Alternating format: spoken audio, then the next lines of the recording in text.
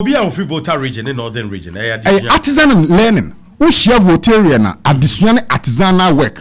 Na bono for you Kuyayo. Kuyayo ni akwantu. Opa ko Ghana Immigration Service portal na ko check database. Na hwe nipa dodo e fa desert so tu kwan no. So as a good leader, who person who boss a mantam no a. You have to first and foremost identify. You identify the idiosyncrasy. Okay. And that is what great leaders do. When you do that, then you deploy Pareto principle. Okay. You push to them chunk of resources ebema sa adena ewo ho no emu apeja nka Ashanti region no edwadifo region so ni kumasi ni tade wo de anye ne de anye obeton ne de ajaw nyame de che omo you can't fight it. Okay. You fight it at your own peril.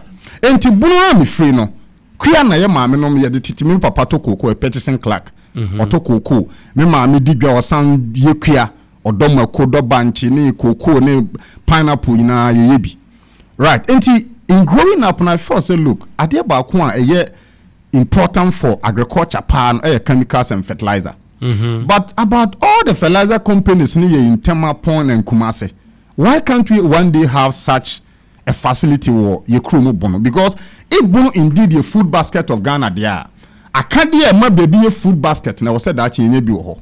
So the dream started around university you know I had that passion. 2016 eneminya akwanya copy Mandela Washington Fellowship, okay, which is President Obama former president ni flagship initiative for the bar say young grooming exceptional young African leaders. Enti me so me apply now apply your tracks mako 4 your energy track your business and entrepreneurship civic engagement public management. Enti looking at me interest in business me choose business and entrepreneurship because I mean that's where my heart is. Yes. And your core, if I call program na obia was stated to 2 year. And me was Virginia, Richmond to be specific. Yes. And the program ne course na no more now so say your grant opportunity your business and entrepreneurship no you are allowed to apply. Already it's not my nature based fertilizer idea for such a long time. But on say in business na dia ba ko a obetimi ade agina so ma o business atum pompa a feasibility study. Yes. Because they say you fire from pan shan aben. And it's all person your business you need a business case or business plan or a term sheet.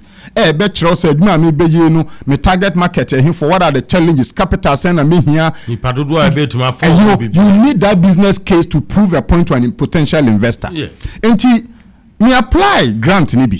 And grant ni na guma hodo mienu. Yeah, well, a lower limit of $10,000 and $25,000 of higher limit. But I know now be determined to pay 10 and now 25. Plan now they connect $1 wabomu. Into the plan you table before them determine the amount of money you get. Fast forward, you submit here finally no, and award 50 people out of the money apply, you know. And I was fortunate to get one of the highest limit maybe $25,000. And this kind of the bagana be share say me the year fertilizer idea no ho adwuma. But at the point that major award na that particular day na no and I'm say I'll go TV in for live until now for the records no show some evidence so that china no bi nkoka say na oba hakra na or kasa no we no ye Mandela Fellowship we na. Okay, if I check camera any mami, yeah. That is why you see. Okay. Until here we are business way case document case of White House and Kasa and the Maya. Now, after this now you call then the next thing they follow the certificate a free the United States African State Development Foundation by USADF. Now USADF US government agency handle grant and donor support for Africa. Until disburse a fund on behalf of the US government. So the award was called Omamba Agripreneurship. Simply means let's look at the value chain in agriculture. The idea now wa a bit more promote entrepreneurship within the agricultural sector. So the idea was to look at how to redefine fertilizer in Ghana through next generation and precision fertilizer. Luckily enough, the CEO of the Mauritius chemical and fertilizer industry, that particular occasion now I fly from Mauritius to come to Washington DC just to participate in the conference. But I knew said the idea was to identify somebody from Africa or Ghana so that I extend your boundary to Ghana. Fast forward, Obama said what is a free Ghana and Ghana from 1993. But now the environment was not that too good for their setup.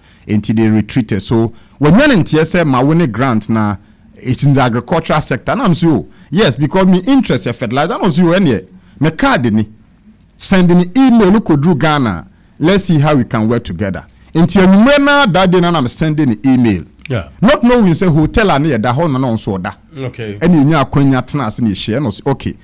We are keen coming to Ghana, but terms and conditions apply. The term and condition is that we have to do a thorough feasibility study. In Ghana. In Ghana. Okay. To prove that the market is there, what we want to do is feasible, it can be done, blah blah blah. So what you have to say only about there? Me mami engagement letter. The engagement letter stated said man be 3-month feasibility study. Ama yet me who said the kind of fertilizer on person mo de ba yeman we mo no a novelty. It's not like a bi wo na afi no mo de ba. It is something they are bringing new to the market. And obi bia no say wo de ade pa bia ne ade foforo bi e ba. Rationally you need some kind of protection because nipo odi can use mineral water for the very first time no onya some leverage. You yeah car for the very first time in US no onya some leverage. Enti aba be research for 3 months. E the report no nyina bomu ekokoma one district one factory report no so enu nie. Yes, enti one district one factory letter no call ho na so ma selection letter. Okay. Sa letters no so enu nie. Good. Now you we no say one district one factory you are you refer to district and as a municipality or person who see project no. Enti omo refer you to Sunyani West district assembly now municipal assembly. And also whole letter they can notify omo so enu nie. Okay. Right. Enti na to say ya tutu ye niam wa bibia gina so. Eno so wo de no to nchan a nananom atena nkunwa ewo Sunyani West so ye ne omo di nkita ho e ma nananom yi 17 acre land for the project say when am person mo de buy man mu dia en ye nso so ye be ma mo 17 acre land that land na ho cadastral no eno so enu nie. Okay, good. Na che say wo hwemu yi a ye buna hemfo na this oduma say Sunyani West oduma say hemfo ne kambo mu issue 17 acre land e ho cadastral nie. Na che say wo hwemu yi a project no ade bi e wo se ye e ma ne ye no. Now ye we nyina ye nya land nya we no e na ye di document we ye san call back to Mofa. Because fertilizer who produce one now better. Ministry of Food and Agriculture. They're gonna buy. They are the final buyer. And here they nananom letter and say when the one have letter ni BBA project proposal. If a factory by this year who design now to show somebody ready. Yeah, you're ready. Until offer factory now roofing sheet they be boss on the type on the I don't know what hey. What they are not to China design a company now who the first page of the proposal no. And also say na nanka ebetie. Yeah. So everything virtually was intact. This was going to be the design for the building. In this factory side building no plan nanka building plan no say na nanka factory no. Tenti mu normal way nyina what happened now? Oh yeah, Juma mega project be of this nature. There are two sources of funding that are key. And the MCF I know free Mauritius so banner and all be partner in KT say as a foreign partner they will take care of the CAPEX. Okay. Which is the capital expenditure element of the project. And that was going to be a huge money. And to your local partners, you take care of the working capital. Okay. Now your working capital and now say when do you want to sell it to you? And my GCB bank. And the GCB bank so accepted said they will give us as bankers as our bankers for the project. Thank you for that. And the GCB bank so give to us on the facility and also so a whole letter they come at GCB bank in it. And my GCB bank accepted say look, we are going to fund the project. But among my checklist of terms and conditions, the first on the agenda was that they will need an offtake agreement from our final buyer, which is Mofa, because GCB Bank Sika and managing director there among Fosika no request on behalf of the state. 85 mo CAPEX no mubenya, but a working capital na ye bebuano. Yenso we see nya ho to so bi sese mu dua ade mu produce ade ni wia. You benya tofo, you benya sika. And the buyer is Mofa and Cocoa Board.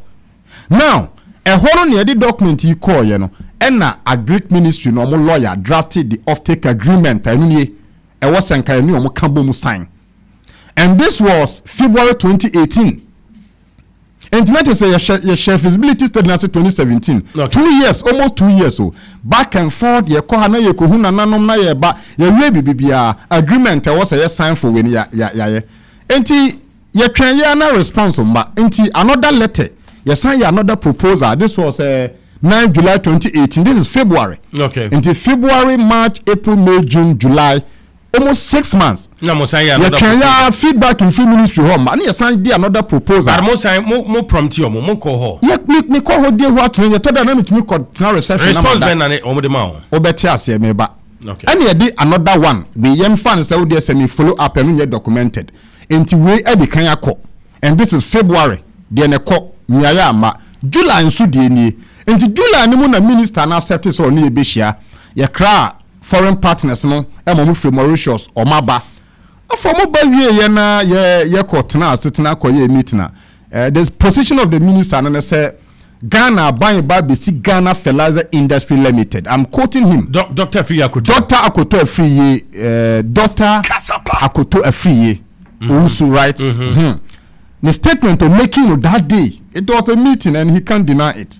Or say Ghana government by BC Ghana Fertilizer Industry Limited. Enti so mo my offtake agreement na enyi. At that time no na ya boka ya feasibility ya research akogye nsase when the one first there was ye bia no ya nya consultant an ko na besi project ya who design bi everything wo plan we mu ya nya obi a haulage a nyama e be free outside aba no on na be haulage from airport harbor all the way to Odomase ni nyina ya mutu. Enti I don't see ya media nanka initially there me ya I mean mini opinion I mean kancho me kasa anya me ya na me liar enti ehame ehye because na me share time energy resources meeting people na who anyway now friend ananom and I felt say what disappointed everybody and my reputation with the NCFI was shut down and that day now Minister make that statement, you know, they change their flight back tomorrow. And Minister Babontin, Honorable Dr. Akoto Babontin, the just say, Oman cancel, sir, take off agreement, you know. Yeah. No, I already so be signed, but Okachira will say, fertilizer plant, I'll pay so see Ghana, now fertilizer now, open so year Ghana, no. 1% ebe ko sunyani because raw materials no ubenya bebre in the western region and no person de ko atoye mantemu and I say chinchina chin open bono and e ka ho bia ya mamre mu yen kasa panin ditro kasapa yen culture mu ye upbringing bono for mo titi ye pa ya mamre mu as bono people you are one and one you don't tell the elderly so ditro but this is not true. This is not I'm a vanda I am so mo to a true stance. This is this entirely false. I won't say I'm yen kasa pani ditro. Menka so ditro. But this is not true. The no crane say. But man committee Yamaranka say relocating Afako West. There be meet no tio the no cannot say. Abinu basic Ghana Fertilizer Industry Limited. So by virtue of that, no, they can't grant us the offtake agreement. President Kokasi relocate here. Nkade na say. Mini opani. O say a come do. E come so de wa utmi di wache utmi di jollof utmi di plain rice utmi di ampesi what does one mean enti say me e come de me no na me free suwane ekura si bi na bedroom kran me bedroom VIP station e come de me nya aduani ni na wo ho ne abra jollof a wo se me kro mo de me di plain rice enti me pe jollof wa de me ka me the minister ka say be no okay me mani kumi pa ba bi ada right na se maduro bi fie na ho e hostel outside da bi me de me da mansion mu ntimi na ha we entaso mu the minister no kana ye culture mu have say bunu for ye nkase pani e ditro but me pese me kan bro foka ten say so there is no day I will cancel it is false wanka hwe mamen ka say we the reason they say aban be binti no ye ma we nyeye but you see abra ye nyina na ye free so na ye ba no na bottle water na agidi mpa ye vortic true or false yes ene abra market ni ye open through some incentives other companies abano ene ye wo vena ye wo week competition aba and competition drive down pricing exactly because monopoly there nipa no nko na ye nti. And senior brother, let me also tell you one thing. Anytime you overly import products and services from other countries, you are exporting job. So what my brother do me? Me throw challenge be my minister na no pay. Me say o tie me no money so because me say me wa ha. Hwe. So say or truthful to us as Ghanaians. On publishing the list of fertilizer suppliers to MOFA from 2017 to date. Near here baby o me na fertilizer and about 70% import. I repeat on your show. And I know say the presidency BNI is listening. So minister be truthful to Ghanaians. On Brabontin. Non-publishing the list of fertilizer suppliers to MOFA from 2017 obey minister to date. na san microphone na omo say yan hwe omo background ba bi onya fertilizer and free. About 60-70% are importers. Ministers, no. No, I'm saying, sir, those who supply to the ministry. Let me repeat it. Let me get it clear. Get it clear. About fertilizer and yadia ya award the contract. Yes. Because you told the market for now your man subsidy regime. I buy for 50 farmer to 50%. Okay. The American will cast a video where soon say, don't misquote me. Let it be what I'm saying. Anytime a person will say, you know. So minister I'm very truthful to Ghanaians, sir. On publishing the list of fertilizer suppliers since obey ye minister no. From 2017 to date. Omo supply. Edema Ghana. Okay. Now we say almost 60 to 70% imported from outside. Okay. And it is simply because importers in Yama will see some are going to be cut off.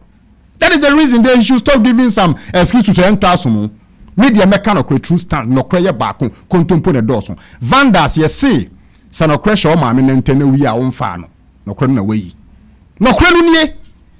And everybody is afraid to say it, and about say it as it is. Vanda. True, and I was a whole president in Commonwealth, 2008. Our motto is true stand. The truth is that 60 to 70% of fertilizer suppliers to move from their importers. And when you are allowed to set up, the more you are setting up, the lower their market goes. Exactly. Because and man will crime our man to yes, and excuses no, then Ghana fertilizer industry, man, it doesn't wash. So what is the way forward? The good news is that yesterday the presidency reached out to me. Okay. Nti me fa kwanya we so abo mampani na baso. Ye na nanu nti se wan kasa oti hu a. Ye yi bone. Presidency freo. Presidency has reached out to me. And to what for security reason I will not put out the name of the and he's a top security person to the president. But wako hu ni pano. Wait. Ye ko ho ye wo fufu num kwan no. Se wo so pundu akrata enura ban mu. Na de share me am ba bonten ni say Abra finance minister kwaka say mabunu public sector wage bill is full and that we should look out to entrepreneurship. Na am say there be and you say wa do kire wa bomu enti chance nso mu na kire wa duane sa na te dia finance minister yi afotuo na wo de ba na ye papapa ene beboa Ghana daache na mom wa fefo bi ne wo mate bi mo ye cabinet minister no so no omo de akwansidie gugu mabunu akwan mu. And there are tens of my typer. They have been frustrated, but they are not courageous to come out. But I've told myself that look, human being, you are born to die once. After that, what again? You say heaven or home, say me call heaven because me cannot cry. Say heaven or hope party and no cry we are making me who are me call say me call heaven because me asma me can me need being free move for being can home. But be a yanya de me can be a ya de. So the good news and say presidency not reachable. It is because I started coming out boldly. One, me dikanko TV SYZ. Me hono. E won na nim sa de we be ko fa amama mpanyin kura so ati o. Me ko ho keke say finance minister kasa na o kan no eye. But edru me bi ayen so mabu na pese ye go into entrepreneurship no. Yeah. Ye bre. Okay. Enti me kan na so hwa o mo kate some portion bi. E na be ye explosive. Enti ho na ma me nam so me call Joy, mako Onua TV, mako PCF, mako Asempa and a host of other stations, mako GBC. Enti asem na me kan esisi so. Oh say there's consistency. Me no documentation to prove the American. What the me call quarter me masem me no kwenye of take agreement to nyame na me ye lawyer to the ministry in a draft ye. Na dey anya the pay draft who me of take agreement. Right. Somewhere yeah presidency are rich with here. I know say good news be free echiraba. But some fertilizer now person we wo Ghana no mfa so be ni benya free mu se wo mind then again nipa dodo se na betime employ mo amomanya adwuma ye. Thank you many opinion. One, according to your feasibility study no the employment capacity 193 direct 193 direct nti say ye full capacity no na ye sha sie wie na ye da no ebia mampani obetena so no dia so bebo fo am ya commission adwuma no nipa be ye adwuma wo 193 and na fertilizer bia so ye direct and indirect employment because uye wie na ubenya distributors ubenya we value chain. Okay. Enti directly no ye 193 indirectly could be up to 300 to 500 because they do best set shop on beton fertilizer and it could be across the region and even beyond. Enti ube wie na yenye calculation na project we say timi baswa directly and indirectly could be 300 and above. Mfaso be na de beba one ebema new innovation aba because MCFI ba oba no also the nyema ahodo mienu a any Ghana na eba next generation fertilizers and precision fertilizer your research na dey report no kire say Ghana a blanket and a speciality but the omo no person omo de ba na ya innovation afena omo share adwuma se a che no ekura omo enti innovation say innovation be my yield no aya akese. That is another thing. Now, if so be na farmers benya, uko industry biana, the more different companies are producing same product, the cheaper the pricing comes.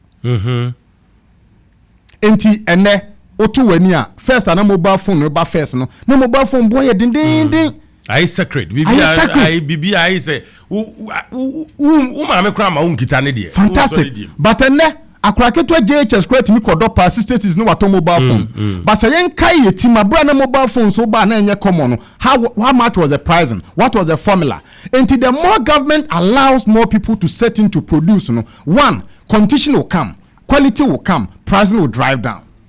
Exactly. And then again, the tax base of the government will go up.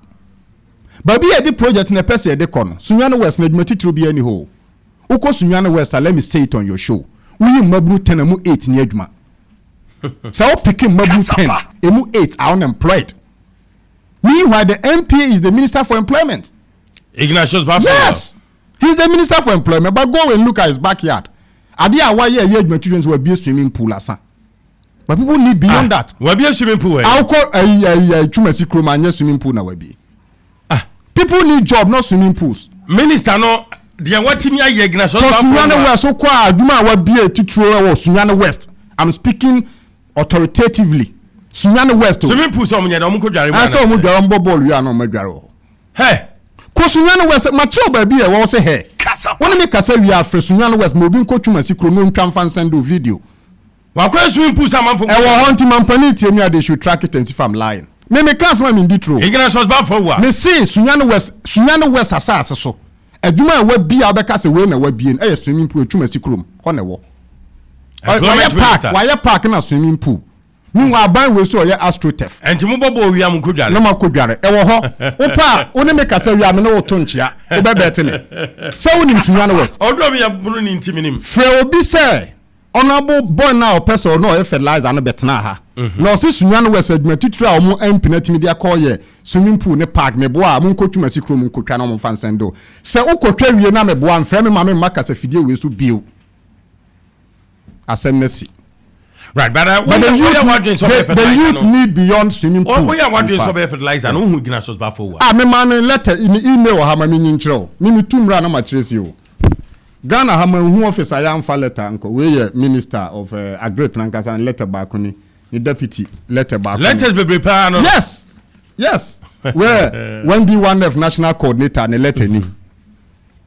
We see a deputy minister and a letter ni. Where letter they call Ghana commercial. Right. Open letter no. How do you see our Agric sector? I'll come there. The Agric sector it is the future of this country. Because country won't mean India compete with IT there. Now offer second near soto kon ho a wo de call wo fo ma wo bedo ayeye no. Now let me give you a case study. Say offer Mauritius as a country. Now there is an emailer on the 14 December 2017 me send come as MP for Sunyani West. Ignatius Bafo. Yes, and I'm detail it no. And I'm more to know the response of them I mean and say noted. And I said now no. The response of the email ni ukwasi anya ni designation egu. Yes. Ma printed for that reference. Me share that born amane say your cabinet minister, Agric minister, cabinet minister anti dia me dey boy no. This is 2017 oh. Come ho ne yemfa nko constituency. Or Jamie email when you do me answer or refer me technical advisor to the minister. I'm not sure who say noted. Noted. And only opa jona can tell. No, see I didn't and I'm on here to know the evidence are there. Me no kasa say no. MCFI for now